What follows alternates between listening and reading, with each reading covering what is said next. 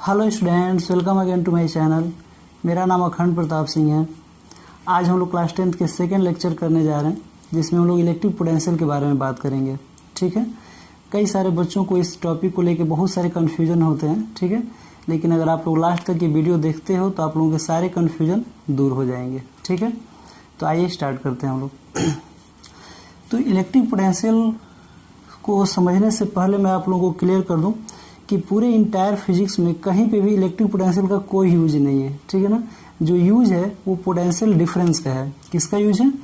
Potential difference का। ठीक है ना, तो हम लोग जिस चीज का डिफरेंस अगर हम लोग पढ़ेंगे, ठीक है ना, जिस चीज का यूज है पोटेंशियल डिफरेंस का, तो इसका यूज हम लोग पढ़ेंगे। तो जब पोटेंशियल डिफरेंस का यूज पढ़ेंगे तो इससे पहले हम लोग को पोटेंशियल जानना जरूरी है। ठीक है ना, इसलिए पहले हम लोग पोटेंशियल के डिफिनीशन को पढ़ेंगे, समझेंगे, और फिर हम लोग पोटेंशियल डिफरेंस के ऊपर कुछ क्वेश्चन सॉल्व करेंगे, जिससे आप लोगों का सारा डाउट क्लियर हो जाएगा। ठीक है, तो आइए स्टार्ट करते हैं कि इलेक्ट्रिक पोटेंशियल होता क्या है। ठीक है ना, तो इलेक्ट्रिक पोटेंशियल को समझने से पहले थोड़ा सा आप लोगों को इलेक्ट्रिक फील्ड के बारे में पता होना चाहिए, क्योंकि अगर इलेक्ट्रिक फील्ड अगर आप लोग नहीं जानोगे तो इलेक्ट्रिक पोटेंशियल आप लोगों को बिल्कुल समझ में नहीं आएगा।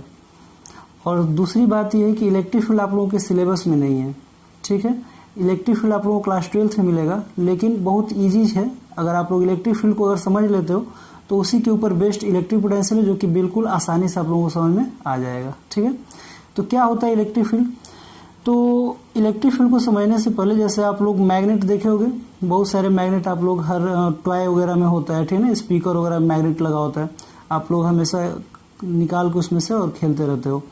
तो उस मैग्नेट का ऐसे समझो कि जैसे मान लो कि कोई मैग्नेट है। ठीक है ना, तो इस मैग्नेट का अपना एक कोई एरिया होता है। ठीक है ना, जिसके अंदर अगर दूसरा फेरोमैग्नेटिज्म कोई मटेरियल अगर लेकर आते हैं, फेरोमैग्नेटिज्म का मतलब होता है कि जो मैग्नेटिक मटेरियल है, जैसे आयरन, निकिल, कोबाल्ट, ठीक है ना, जो कि मैग्नेट के आसपास लाने पे उसको क्या कर सकता है, अपनी तरफ अट्रैक्ट कर सकता है।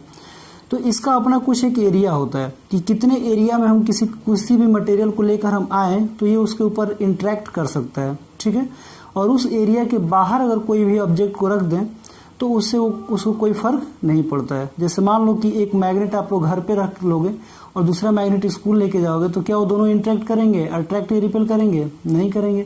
वैसे चार्ज का भी होता है।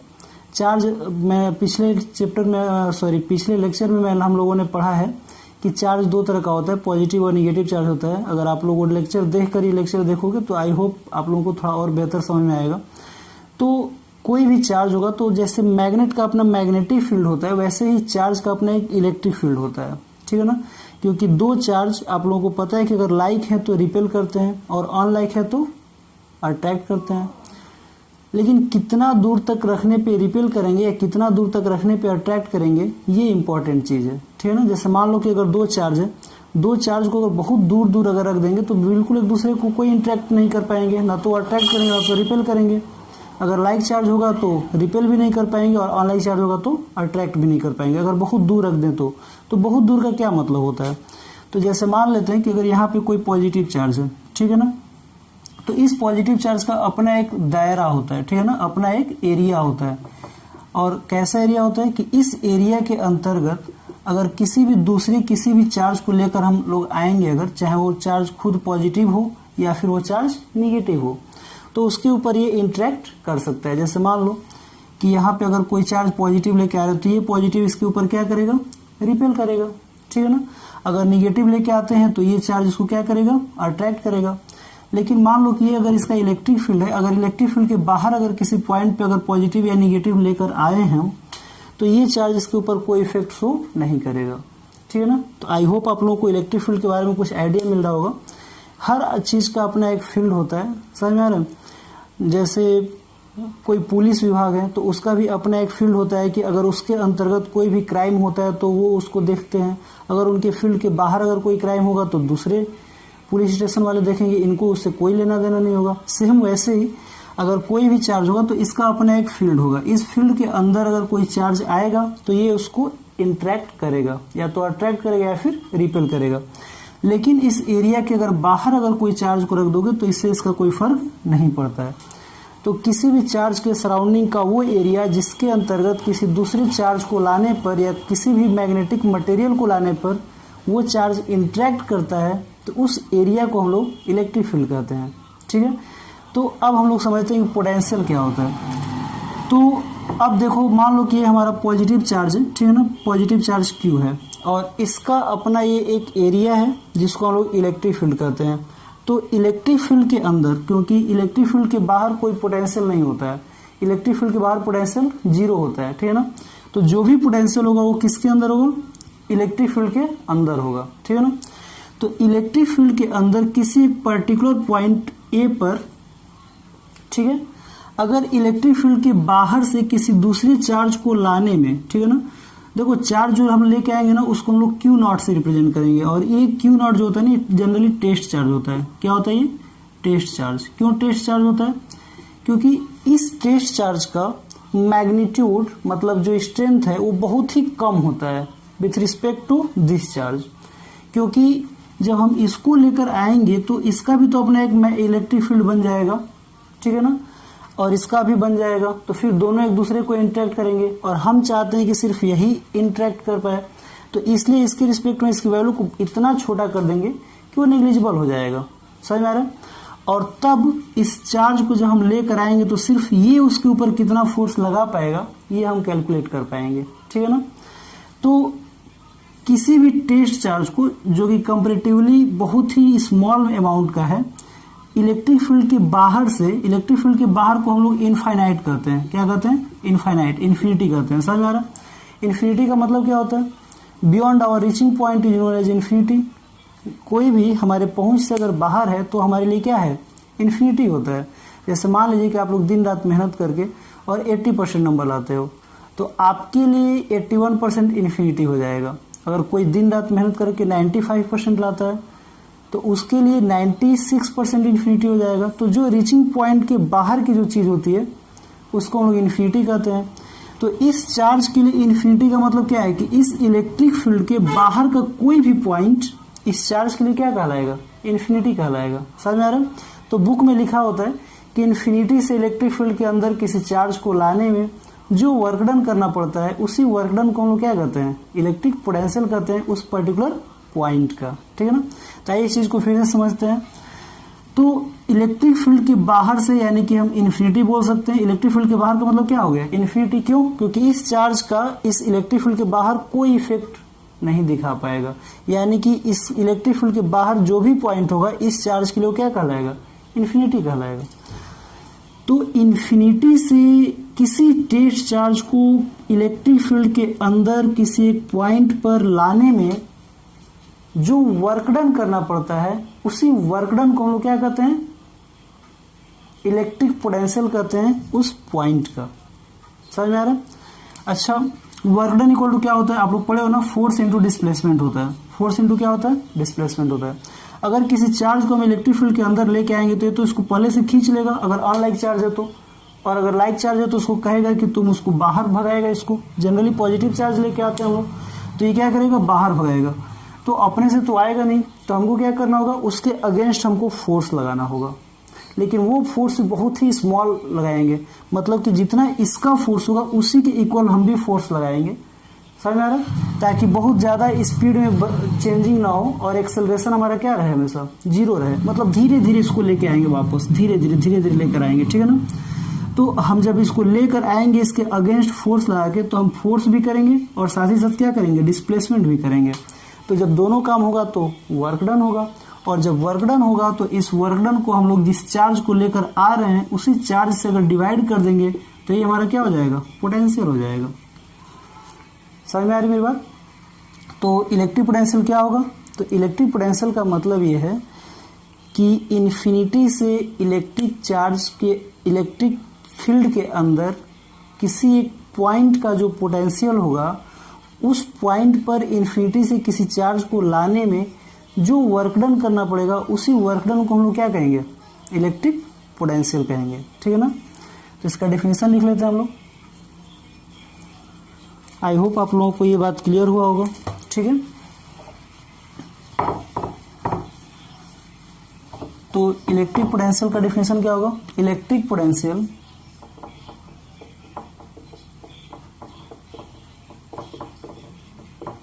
of a point in an electric field is defined as the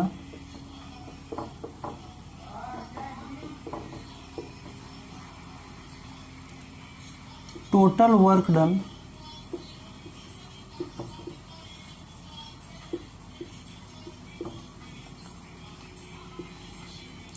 to bringing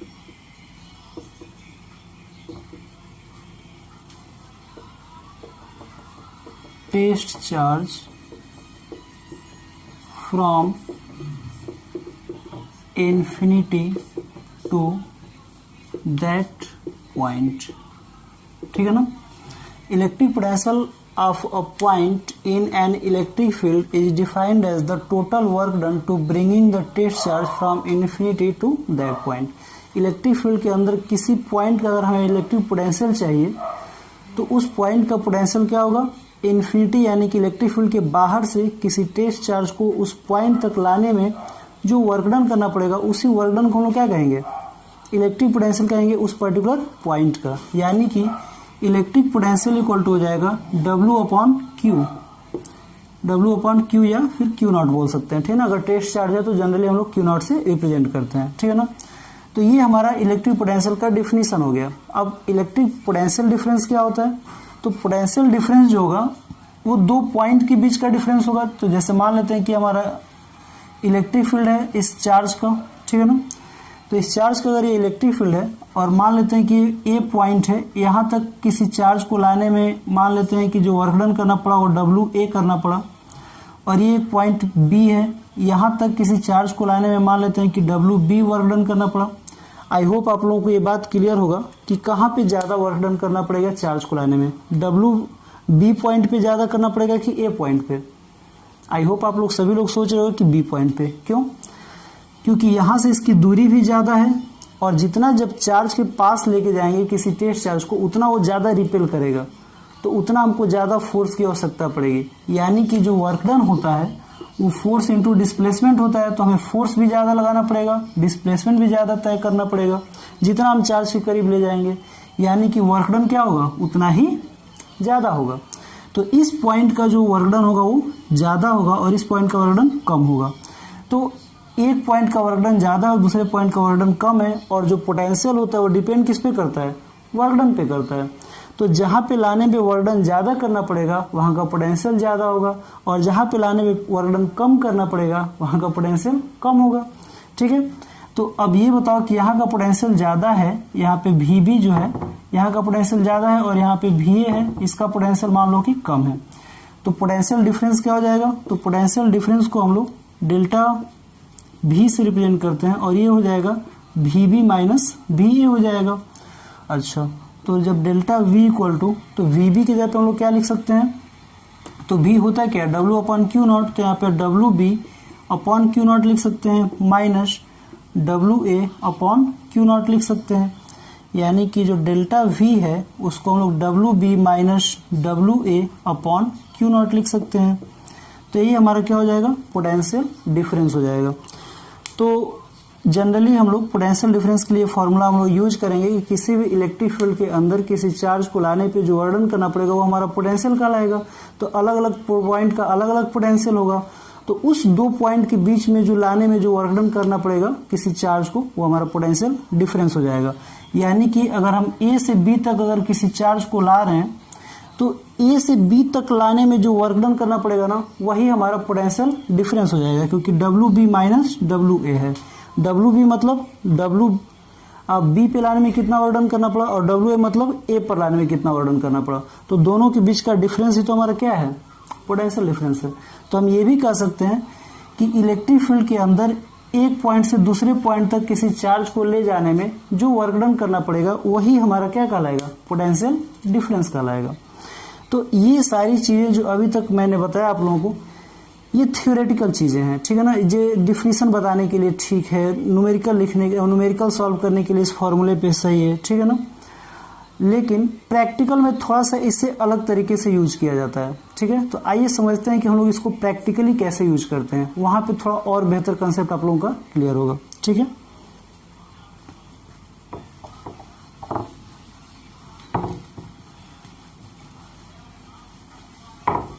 तो देखिए आप लोग जब भी अगर कोई सी मार्केट से अगर कोई भी बैटरी या सेल खरीद के लाते हैं तो उस पर लिखा होता है कि वो कितने वोल्ट की बैटरी है, ठीक है ना। जैसे मान लीजिए कि आप लोग घड़ी की बैटरी खरीद के लाए और उस पर लिखा है कि 2 वोल्ट की बैटरी है। कितने वोल्ट की बैटरी है? 2 वोल्ट।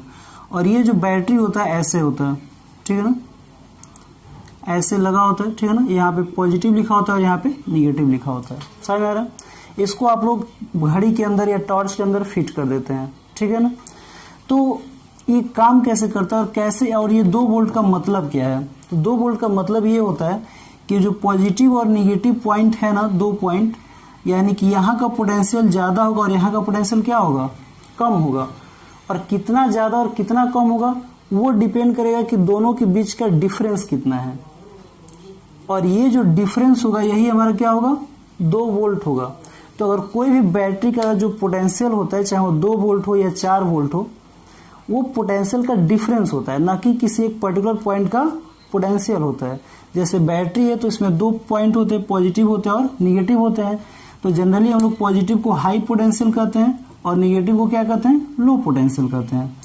तो हाई और लो के बीच का जो डिफरेंस है ना, वही हमारा 2 वोल्ट होता है। अब इससे कोई फर्क नहीं पड़ता है कि हाई पोटेंशियल कितना है और लो पोटेंशियल कितना है। मतलब कि अगर हाई पोटेंशियल अगर यहाँ पे 100 हो और लो पोटेंशियल 98 वोल्ट हो, तो इन दोनों के बीच का डिफरेंस कितना आएगा? 2 वोल्ट आएगा। तो हमको सिर्फ डिफरेंस से मतलब है। अगर मान लो कि हाई पोटेंशियल 2 वोल्ट हो और लो पोटेंशियल 0 हो, तभी भी डिफरेंस कितना आएगा? 2 - 0 करेंगे तो 2 वोल्ट आएगा। तो हमको सिर्फ 2 वोल्ट से मतलब, ये भी उतना ही अच्छा काम करेगा जितना 100 और 98 करेगा, क्योंकि करंट को फ्लो कराने के लिए हमें पोटेंशियल डिफरेंस की आवश्यकता पड़ती है। और पोटेंशियल डिफरेंस को समझने के लिए थोड़ा और बेहतर एक मैं प्रैक्टिकल एग्जांपल ले रहा हूँ वाटर से रिलेटेड, ठीक है ना। जैसे मान लो कि जब भी वाटर फ्लो करता है तो हाई लेवल से लो लेवल की तरफ फ्लो करता है। जैसे मान लो कि एक वाटर बिल्कुल लेवल है, लेवल्ड वाटर है, ठीक है ना। तो कोई वाटर कहीं फ्लो नहीं करेगा, ना तो इधर से इधर जाएगा ना तो इधर से इधर जाएगा। लेकिन एक वाटर का लेवल थोड़ा ज़्यादा कर दो और एक वाटर का लेवल थोड़ा कम कर दो, यानी कि एक थोड़ा हाई लेवल हो गया और एक लो लेवल हो गया, तो हाई लेवल से लो लेवल की तरफ क्या करेगा? वाटर फ्लो करेगा। वैसे पोटेंशियल होता है। अगर पोटेंशियल बिल्कुल अगर सेम हो जाए, कोई करंट फ्लो नहीं करेगा। एक का पोटेंशियल एक पॉइंट का ज़्यादा हो जाए, दूसरे पॉइंट का कम हो जाए, तो ज़्यादा से कम की तरफ करंट फ्लो करना स्टार्ट कर देता है। तो कितना ज़्यादा डिफरेंस है ये मैटर करता है, कितना पोटेंशियल ये मैटर नहीं करता है। जैसे वाटर है, वाटर के लेवल में कितना डिफरेंस होता है। जैसे मान लो इतना ज़्यादा डिफरेंस होगा तो वाटर बहुत तेज़ी से नीचे आने लगेगा, कम डिफरेंस होगा धीरे धीरे वाटर आएगा। अब कितने हाइट पे वाटर है इससे कोई फर्क नहीं पड़ता है, दोनों के लेवल में डिफरेंस कितना है इससे मतलब है कि कितना जल्दी जल्दी वाटर फ्लो कर रहा है। वैसे पोटेंशियल का भी होता है। पोटेंशियल का लेवल अगर बिल्कुल सेम होगा, पोटेंशियल का लेवल अगर बिल्कुल सेम होगा, चाहे तुम 1000 वोल्ट और 1000 वोल्ट दोनों जगह रख दो, कोई करंट फ्लो नहीं करेगा। लेकिन अगर दोनों के बीच में जितना ज़्यादा डिफरेंस करने में सक्षम होंगे, उतना ज़्यादा करंट क्या करेगा? फ्लो करेगा। तो जो बैटरी जितना ज़्यादा वोल्ट की होते हैं, यानी कि उनके दोनों टर्मिनल के बीच में पोटेंशियल का डिफरेंस उतना ही क्या होता है? ज़्यादा होता है, ठीक है ना। और फिर इन दोनों टर्मिनल को जब हम लोग किसी भी इलेक्ट्रिक सर्किट से अगर जोड़ते हैं तो पॉजिटिव से निगेटिव की साइड में चार्ज फ्लो करना स्टार्ट कर देता है, यानी कि पॉजिटिव चार्ज पॉजिटिव से निगेटिव की तरफ फ्लो करता है और निगेटिव चार्ज निगेटिव से पॉजिटिव के डायरेक्शन में फ्लो करता है। और जो पॉजिटिव चार्ज होता है उसी को हम लोग करंट का डायरेक्शन मानते हैं। तो और इसलिए करंट के लिए हम लोग नेक्स्ट लेक्चर में पढ़ेंगे। अभी हम लोग पोटेंशियल को क्लियर करें, ठीक है ना। तो यहाँ से फ्लो करना स्टार्ट कर देता है। तो जब सारा चार्ज पॉजिटिव अगर यहाँ पे जाएगा तो इसको न्यूट्रल करने लगता है, और करते करते एक समय ऐसा आता है कि बैटरी डिस्चार्ज हो जाती है। समझ में आ रहा है। तो जो सेल लॉन्ग लास्टिंग होते हैं उनके अंदर केमिकल्स भरे होते हैं, और केमिकल्स जो है ना वो थोड़ा आगे की बात है, नहीं समझ में आएगा अभी आप लोगों को, क्लास 12 की बात है, कि इसके अंदर केमिकल रिएक्शन होते हैं, एक्सोथर्मिक रिएक्शन होता है, और फिर इस चार्ज के ऊपर फोर्स लगा के ये पॉजिटिव प्लेट के पास पहुंचा देता है, जिससे साइकिल कंप्लीट होता है, और फिर अपने पोटेंशियल डिफरेंस को ये मेंटेन रखने में सक्षम होता है। खैर आप लोगों को उतना ज़्यादा आप लोगों को नहीं पढ़ना है, सिर्फ पोटेंशियल डिफरेंस के बारे में जानना है कि अगर कोई भी बैटरी अगर जितने वोल्ट की है, चाहे वो 10 वोल्ट की है, तो उनके दोनों टर्मिनल के बीच का पोटेंशियल डिफरेंस होता है, ठीक है ना। तो पोटेंशियल डिफरेंस का यूनिट क्या होगा, थोड़ा यूनिट के बारे में बात कर लेते हैं। तो V = हमने अभी पढ़ा कि W अपन क्या होता है? Q होता है। और जो W का यूनिट होता है वो जूल होता है, और Q का यूनिट क्या होता है, कूलाम होता है। तो पोटेंशियल कह लो या पोटेंशियल डिफरेंस कह लो, इसका यूनिट क्या होता है, जूल अपॉन कूलाम होता है, ये SI यूनिट होता है, ठीक है ना। और इसी जूल अपॉन कूलाम को हम लोग क्या करते हैं, वोल्ट करते हैं। क्या करते हैं, वोल्ट। इसको भी कैपिटल V से रिप्रेजेंट करते हैं, ठीक है। तो नोट कर लीजिए इसको, और फिर मैं एक दो क्वेश्चन कराता हूं।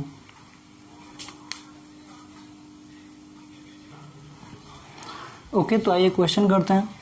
तो क्वेश्चन बोर्ड पे लिखा हुआ है कि how much work is done in moving a charge of 2 coulomb from a point at 118 volt to a point at 128 volt.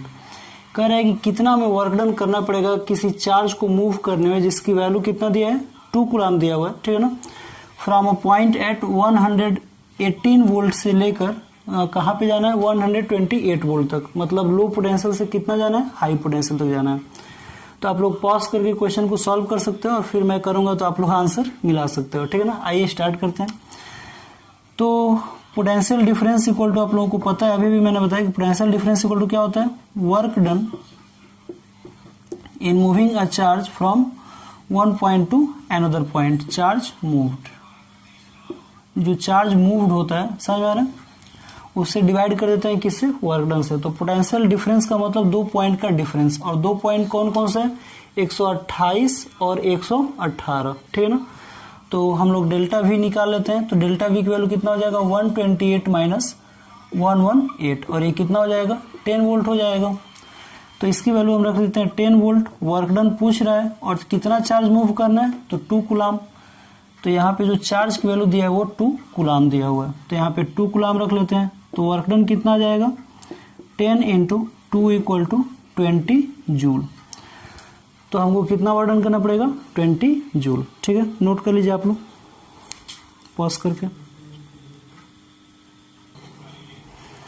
आइए नेक्स्ट क्वेश्चन देखते हैं। तो कह रहा है कि how much energy is given to each coulomb of charge passing through a 6 volt battery.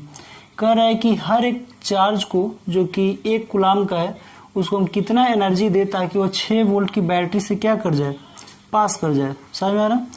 तो मैंने अभी बताया कि जो भी बैटरी का जो पोटेंशियल होता है ना, जो दिया रहता है, वो हमेशा क्या होता है, पोटेंशियल डिफरेंस होता है, ठीक है ना। तो यहाँ पे डेल्टा V की वैल्यू कितना दिया है, 6 वोल्ट दिया हुआ है, ठीक है ना। और ईच चार्ज का मतलब कि हर एक कूलम, मतलब कि यहाँ पे Q की वैल्यू कितना दिया है, 1 कूलम दिया हुआ है, ठीक है ना। ईच मतलब हर एक कूलम, तो जब भी ईच लिखा जाता है तो 1 कूलम उसको ले लेते हैं। फिर कह रहा है कि कितना एनर्जी खर्च करना पड़ेगा। तो आप लोगों को पता होगा कि जो वर्क होता है और एनर्जी होता है, दोनों का यूनिट भी सेम होता है, और हम कहीं पे भी जो वर्क डन है उसके जगह पे एनर्जी भी हम लोग लिख सकते हैं, क्योंकि एनर्जी उतना ही खर्च होता है जितना हम वर्क डन करते हैं, समझ में आ रहा है। तो कहीं पे भी अगर किसी भी फिजिक्स के फॉर्मूले में अगर वर्क लिखा है तो उसके जगह पे हम लोग एनर्जी भी लिख सकते हैं, ठीक है ना। तो फार्मूला क्या हमारा, delta V = work done upon charge है, ठीक है ना। कैपिटल Q या स्मॉल Q दोनों हम लोग यूज करते हैं। तो यहाँ से 6 वोल्ट की बैटरी कह रहा है कि 6 वोल्ट का बैटरी का वाला पोटेंशियल डिफरेंस है, और वर्क के जगह पे हम लोग एनर्जी लिख सकते हैं, और Q के जगह पे कितना लिख सकते हैं, 1 कूलम। तो यहाँ से जो एनर्जी की वैल्यू आएगा वो कितना हो जाएगा, 6 × 1 = 6 जूल, ठीक है ना। कैपिटल J से रिप्रेजेंट करते हैं। तो आई होप आप लोगों का ये वीडियो पसंद आया होगा, और आप लोगों का पोटेंशियल डिफरेंस से रिलेटेड सारे कन्फ्यूजन दूर हुए होंगे। Thank you very much. जय हिंद।